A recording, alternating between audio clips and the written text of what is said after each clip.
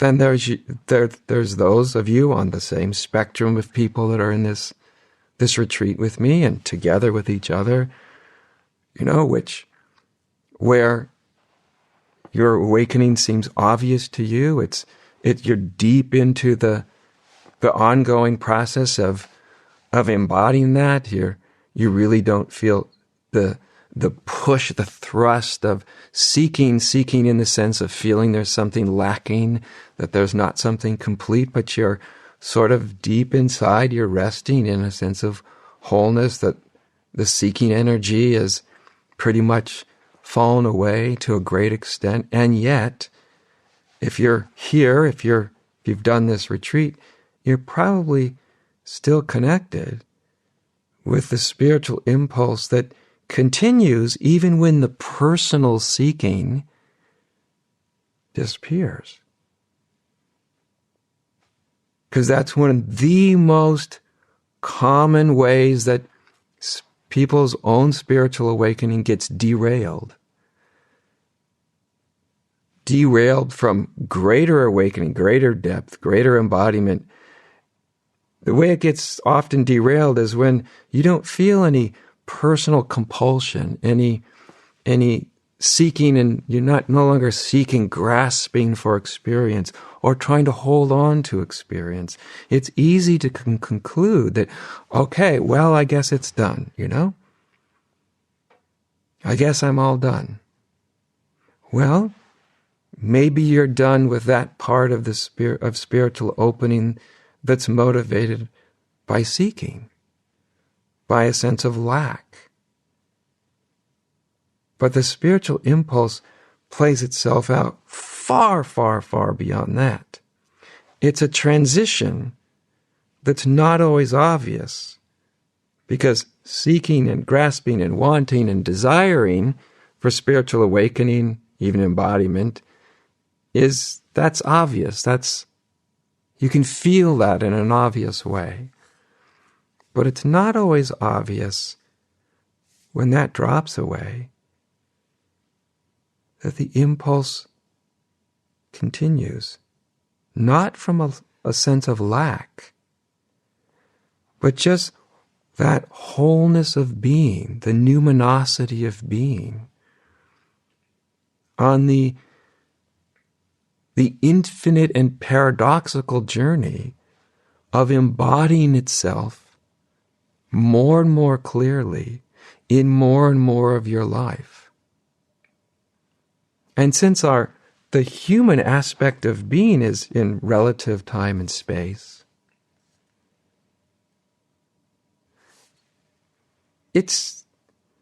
and the numinous ground of our being is infinite and timeless and spaceless. Well, in our humanity, then, we will never fully embody the infinite. There's an infinite capacity to embody the infinite ground of being.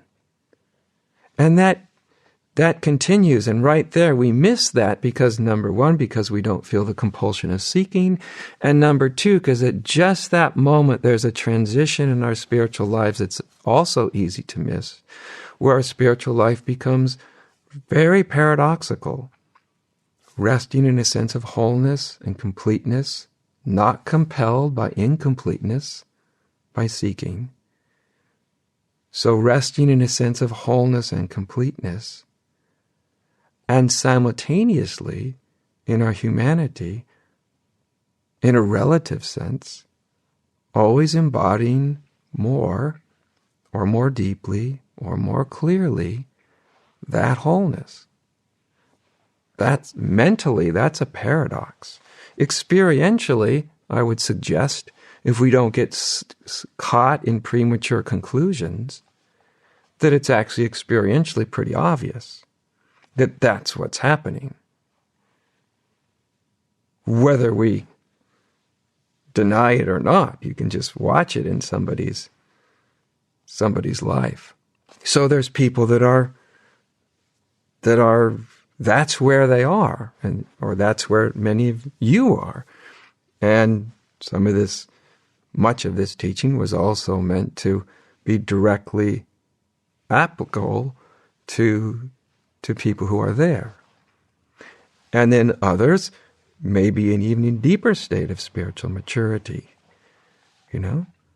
I mean, and I'm in the same boat with all of you, right? I'm also in the endless, infinite process of embodying that completeness at the ground of being. That completeness and wholeness and unity, that undifferentiated unity is quite obvious. And so it's not seeking for more of itself, and yet it's continuously finding more clear, more accurate, more embodied ways of expressing itself in my humanity. And it's always been that way. And if I look back over last year, I go, well, geez, it's in one sense progressed as a human being, but there's no sense of a final attainment. I think this is why the Buddha said, when asked, what have you attained through this great and supreme enlightenment? And he said, I've attained absolutely nothing. That's a statement of not only realizing simply what he always and already was, of course, being whole and complete, being enlightened essentially doesn't help us unless we realize it. So just to hear that isn't of much use unless we realize it. But also the Buddha himself was always becoming a Buddha. And he said as much. And so that's sort of the paradox. And so to the ego mind, this is disappointing because the ego mind wants a very well-defined finish line. Because that's one way the ego operates. I'm looking for that finish line. Well, there are certain, let's say, there are certain kinds of finish line. Like I said, when the seeking disappears from enough realization, the seeking will disappear. Okay, you've kind of crossed over a threshold, let's say. Maybe that's better than finish lines. There are thresholds where an old way of being is no longer operating, a new way of being is. So there are certainly thresholds. But in terms of some final and absolute static state of completion, that's an egoic fantasy. And the sooner it's let go of, the better. Number one, because it's not real. Number two, because it's highly egocentric. Right? Egos love to have something to claim and be, to hold up and over and against other people, or just to reflect for the glory of your own being. And also because just the egocentric orientation, it's very hard for it to really understand this paradox where you can feel finished and unfinished at the same time, and they're both totally true.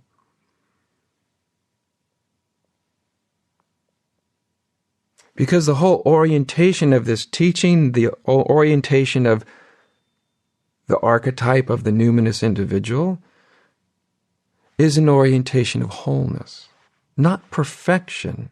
Perfection is a human construct.